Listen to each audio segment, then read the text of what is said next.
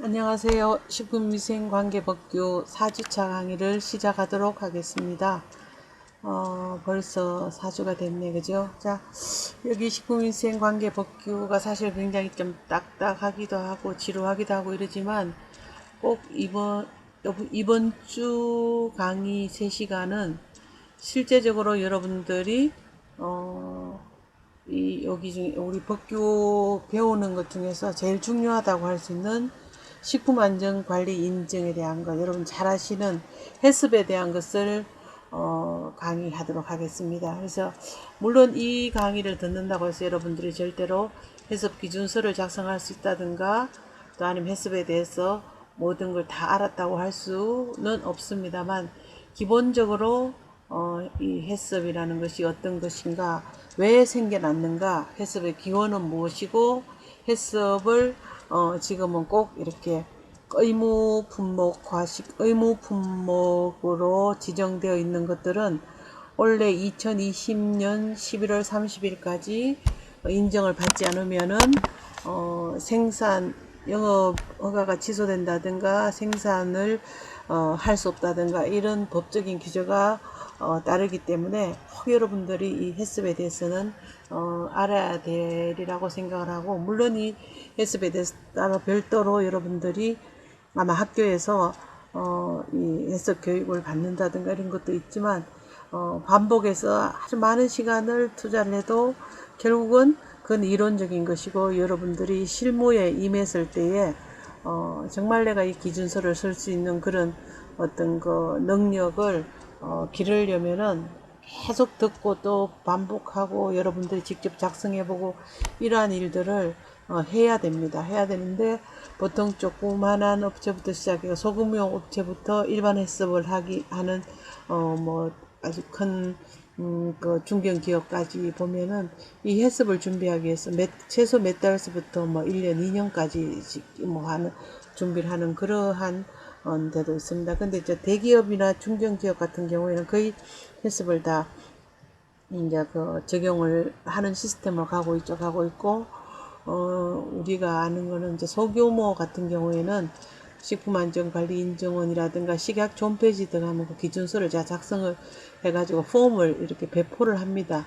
보고형으로 배포를 하지만 그걸 여러분들이 막상 작성을 하려면은 도대체 위의 요소가 무엇이며 또 한계 기준을 어떻게 설정하고 유의성 검증을 어떻게 해야 되는가 하는 것들에 대해서 상당히 그 어려움에 봉착하게 되는데, 그 부분은 이제 차차로 여러분들이 아마 현장에 나가서 그런 업무에 임하게 되면은 해결할 수 있으리라 생각하고, 이러한 것들 업무 소시지부터 시작 쭉 있죠. 62조 이러한 것들이 여기 해당이 되고, 그 다음 인정 신청하는 거, 그 다음 64조는 영업자 및 종업원에 대한 교육 훈련, 그 다음 이역에 대한 지원, 적용업소에 대해서는 만약에 해썹 인정을 받게 되면은 뭐 매년 받는 어떤 그 식품 위생 평가라든가 이런 것들은 만약에 그 하지 않는다, 그 그래 면제해준다 이런 것들에 대한 것, 또 뭐 이런 지원, 예를 들어서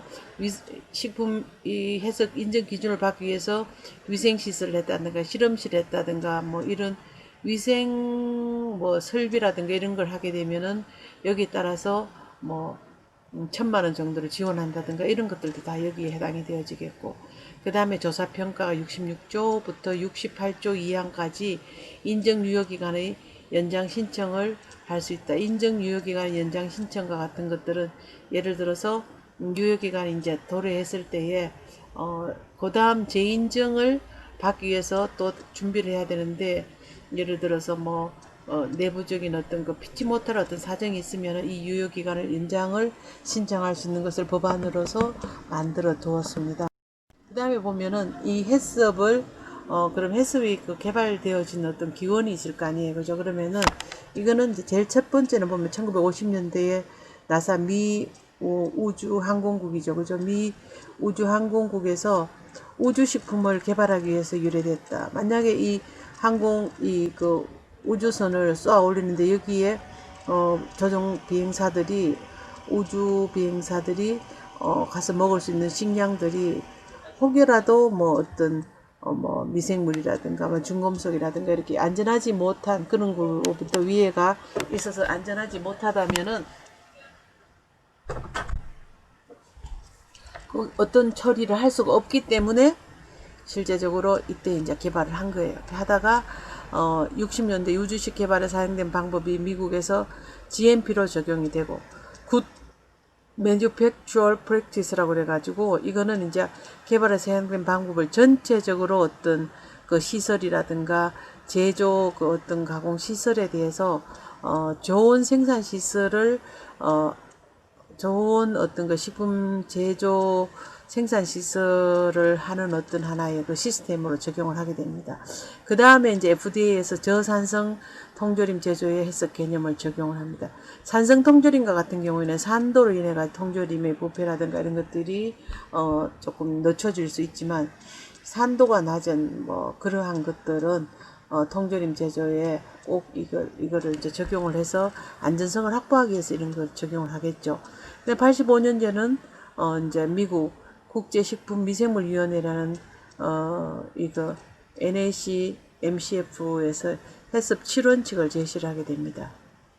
그 다음 코덱스에서 국제식품규격위원회에서 해썹을 채택을 하게 되겠고 이렇게 해서 이제 지금 현재는 전 세계적으로 적용이 되고 이 해썹 인증 마크가 있다면 식품 안전의 대명사로서 인정을 하게 되는데 사실 이 해썹이라는 것들이 이제 뭐 여기 우주선 쏘올리고 이거는 아마도 이제 그 원재료로 사용하는 어떤 거 뭐 야채라든가 이런 농산물에 대해서도 토양이라든가 이런 게 어떤 거 뭐 농약이라든가 뭐 또 토양 자체의 어떤 거 중금속이라든가 이런 게 없는 그런 이제 좋은 환경에서부터 이러한 것 이 재배할 때부터 시작해서 우리가 섭취할 때까지 안전한 조건을 안전한 어떤 그 식품을 제조하기 위한 환경을 처음부터 관리한다는 이런 뜻으로 이제 이 사진이 이제 여기 발치를 시켜놨는데 전 세계적으로 적용이 되지만 실제적으로 우리나라의 해썹 같은 경우는 훨씬 더 까다롭게 적용된다고 합니다. 다른 나라보다도. 어쨌거나 이러하게 해서 우주 식량을 개발하기 위해서 적용을 했던 것들이 지금은 전 세계적으로 적용이 되고 있다는 것을 말씀을 드리겠습니다. 그래서 이게 이제 우리나라의 식품안전관리 인증 기준에 대한 연령을 본다면은 95년도에 법을 제정해서 2000년까지는 태동기예요. 그래서 법적인 근거를 식품위생법 제32조 2항에서 이제 만들고 그 다음에 이제 48조 2항에서 의무 적용 법적 근거를 만들게 됩니다. 그래서 96년에는 식품위해요소 중점관리 기준을 이때는 식약청이었기 때문에 고시로 제정을 하게 되고 그 다음 2000년도에서 12년까지는 1차 의무 적용을 하게 됩니다. 1차 의무 적용을 하는 것들이 여기 1번부터 시작해가지고 7번까지였는데 원래 이렇게 적용을 하려다가 배추김치를 생산하는 그 김치 절임조합에서 이제 반발을 하게 됩니다. 왜냐하면은 이 배추김치가 식중독을 일으킬 수 있는 무슨 근거가 있느냐. 우리는 이거 발효식품이고 전통식품이고 이렇기 때문에 우리는 식중독을 일으키지 않는다. 이렇게 해가지고 절임조합에서 굉장히 그 어떤 그 뭐라 그럴까요? 저항이 심했습니다. 저항이 심해가지고 식약처 가서 뭐 이제 그 데모도 하고 항의도 하고 막 이러다 보니까 그러면은 2년을 유예해서 2014년도까지 의무 적용을 한다가 2년을 더 유예를 시켜준 거예요. 그래서 했지만 이 배추김치만 그렇고 지금 뭐 기타 김치라든가 뭐 예를 들어 파김치 뭐 파김치라든가 열무김치라든가 깍두기라든가 이런 기타 김치는 이제 그 의무 적용을 해서 의무 적용이 아니지만 어차피 이 배추김치를 생산하는 곳에서는 다른 기타 김치를 많이 생산하기 때문에 같이 적용을 해서 이제 그 김치류들은 거의 해썹을 다 인정을 받습니다.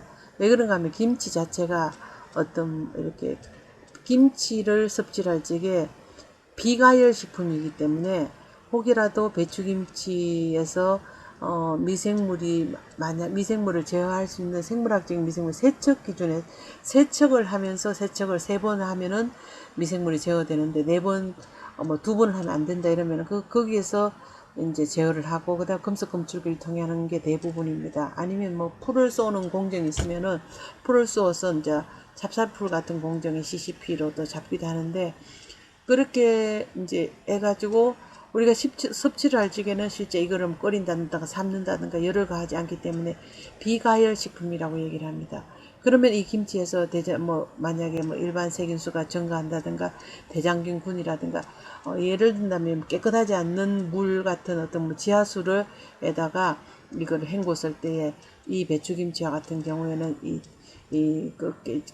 깨끗하지 못한 비위생적인 그런 물에 세척을 했던 어떤 배추로부터 김치를 만들기 때문에 이게 위해할 수가 있어요. 그래서 가열하지 않기 때문에 이런 것은 꼭 의무 적용을 해주고, 그 다음에 2012년부터 13년까지는 차등 관리를 하고, 14년에서 이제 2차 의무 적용을 하게 됩니다. 그래서 어육 소시지부터 시작해서 적석 섭취 식품까지 과자, 캔디류, 음료류, 빵, 떡, 초콜릿, 국수, 유탕면, 특수 용도 식품, 적석 식품 이렇게 해서 2차 의무 적용, 1차, 2차.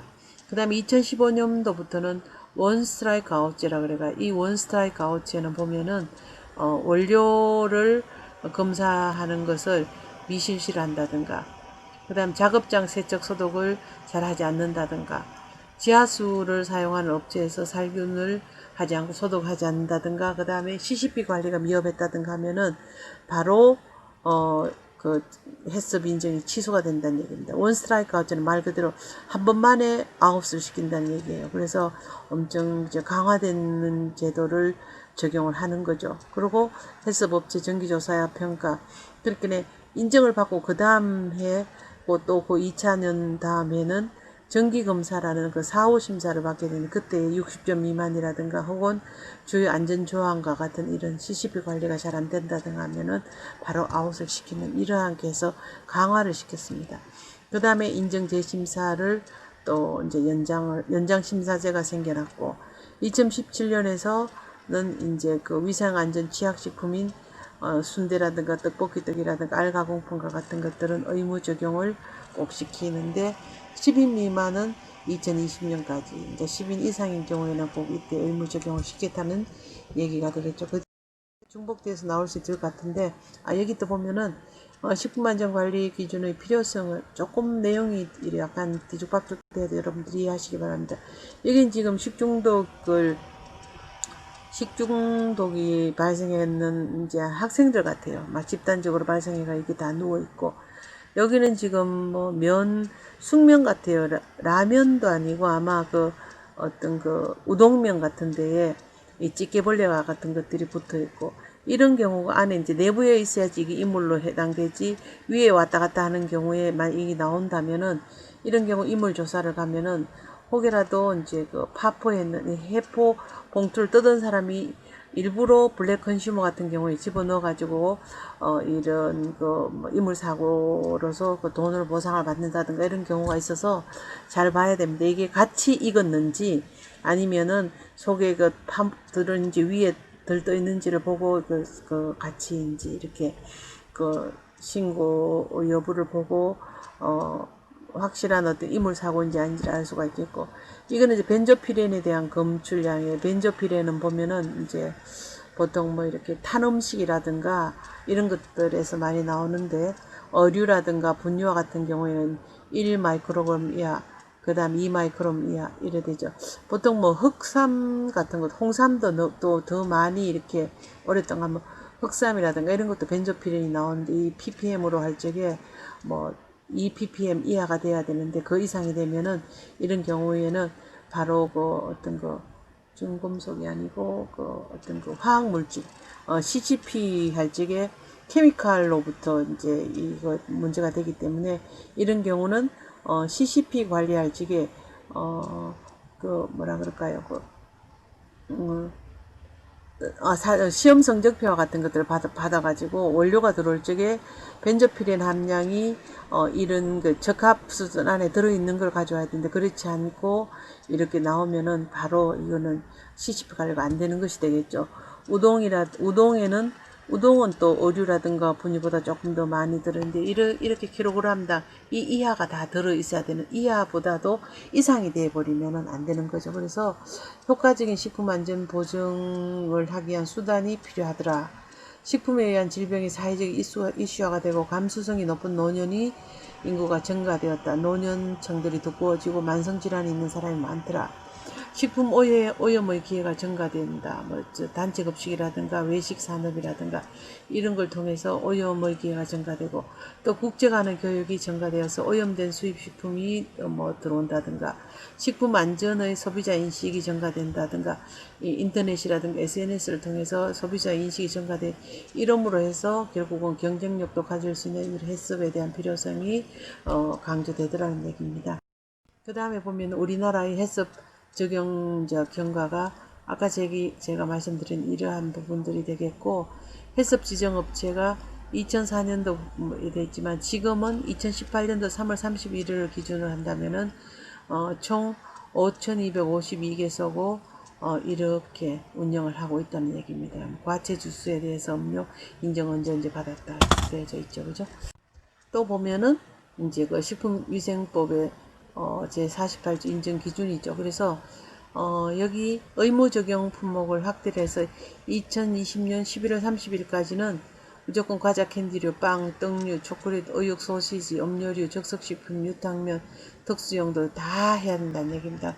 1단계, 2단계, 3단계, 4단계를 볼 때 4단계는 이런 식품 유형별로 만약에 빵, 떡류, 초콜릿류, 음료류에서 연 매출이 1억 미만이거나 또는 종업원수가 만약에 연 매출이 2억이라 할지라도 종업원수가 4인이라든가 이래 되면은 안 해도 됐는데 마지막 지금 이때부터는 꼭 적용을 해야 된다는 얘기입니다.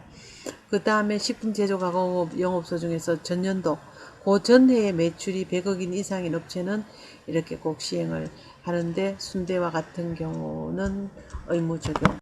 다음 여기 보면은 운영 있죠. 지금 완료했는 건 8개 품목 2017년 12월까지 다 이제 이렇게 의육 가공품 전년도 이거 다 했고 진행 중인 경우에는 이제 7개 품목인데 연매출과 종업원수 연매출이 1억 원 미만 종업원이 5인 이하일 때는 2020년 11월 30일까지 해야 됩니다. 12월 1일부터는 바로 시행을 한다는 얘기죠. 어육 소시지, 음료류, 초콜릿 이제 그 어떤 그 종업원수하고 매출 규모에 따라서 이렇게 달라요. 있죠. 연매출과 종업원수. 그 다음에 2020년 12월 1일부터는 연매출 1억 미만이나 종업원 5인 이하 업체까지 모두 의무화가 돼가지고 해썹을 4단계까지 다 의무화 시킨다는 얘기입니다. 그리고 해썹을 지정받으면 우대 조치가 있는데 표시를 부착한 해썹 마크를 부착하고 세제 혜택을 주고 혼납에 가산점을 부여하고 저리 융자를 하고 출입이라든가 검사를 면제해주는 그런 우대 조치를 하게 되고 해썹 관련 행정처분을 할 적에 의무적인 기간 내에 해썹 적용을 받지 않고 제품을 제조 판매하면 영업 정지를 당하게 됩니다. 그래서 이러한 것들을 보고 꼭 한다는 얘기가 되겠죠. 그래서 여기 지금 또다시 반복되어지지만 1차 의무 품목인 경우에는 이제 여기 1단계, 2단계, 3단계, 4단계로 나뉘어서 이렇게 여기 다 해당되지 않는 업체는 무조건 이때는 다 해야 된다는 얘기고 배추김치는 이렇게 다 해당이 됐다는 얘기입니다. 보면은 6개 품목 그죠? 어묵류 그 다음 어육 가공 어묵 그 다음에 어류, 연체류, 조미류, 조미 가공품 피자류, 만두류, 면류, 냉동식품, 빙가류, 비가류, 음료, 레토르트 식품 1단계, 2단계, 3단계, 4단계 이렇게 나눠지죠. 그 다음에 해썹 2차 의무 품목도 의육 소시지, 빵, 떡류, 초콜릿류, 과자, 캔디류, 음료류, 적석섭취식품, 국수, 유탕면류, 특수용도식품 이렇게 해서 전부 이렇게 해놨습니다. 아이고 시간이 빨리 지나가네요. 8개 품목을 적용을 할 적 1단계는 이렇게 2014년 12월 1일부터 시행을 하니까 11월 30일까지 다 해야 된다는 얘기입니다. 근데 웬만하면 다 이제 했는데 원래 여기 해당되는 업체들이 사실은 영세하고 매출 규모도 적고 종사원 수도 적은 데가 하는 게 상당히 힘이 들어서 식품안전관리인정원에서 많은 도움을 주고 있지만 실제적으로 좀 힘들죠, 그죠? 힘드는데 그래도 또 뭐 하면은 또 다른 사람들도 하니까 할 수 있을 것이라 생각을 합니다. 자, 여기 보면은 3대 특별관리식품이라 그래가 순대와 같은 거, 계란, 떡볶이, 떡 이런 것들은 잘 어떤 게 위해가 많을 수 있는 식품들입니다. 그래서 이거 꼭 SF 얼마 해가지고 순대는 미인증 업체까지 165개소 17년까지 의무 적용을 완료시켰고 그 보성순대와 같은 이마트에 납품하는 그런 보성순대와 같은 경우에는 해썹을 받는 아주 대체로 이 순대 공장을 가면 좀 지저분하기도 하고 아주 냄새도 나고 핏물도 있고 막 이래가지고 쥐라든가 이런 방충 방사가 굉장히 힘드는데 보성순대 같은 데는 좀 괜찮은 것 같아요. 근데 일단은 순대는 단백질 식품이고 또 이 들어가는 여러 가지 부재료들조차도 약간은 좀 청결하지 못한 그러한 부분들도 있기 때문에 꼭 이거는 의무 적용을 완료를 해야지만 판매할 수가 있다 이렇게 되어 있습니다. 지금은 이제 안 하면 생산할 수가 없고 판매할 수가 없죠. 생산을 하지만 판매를 할 수가 없죠. 떡류는 미인정업체가 이만큼 되는데 조기 완료를 위해서 이제 10명 이상 업소를 17년까지 당겨서 추진을 했다. 이렇게 해가지고 이렇게 되는데 1호에 해당되지 않은 영업소에서 제조 가공하는 수인데 그 다음에 떡은 매출액이 1억인 이상이고 종업원수가 10명 이상인 영업소에서는 이제 2017년 11월 1일까지 다 똑같은 거 의무화를 했었어야 됩니다. 여기까지가 아마 이번 시간 강의 내용인 것 같아요. 여기까지만 하면 뒷페이지 아마 진도가 없으면은 끝난 걸로 하고 제가 녹음을 마치도록 하겠습니다.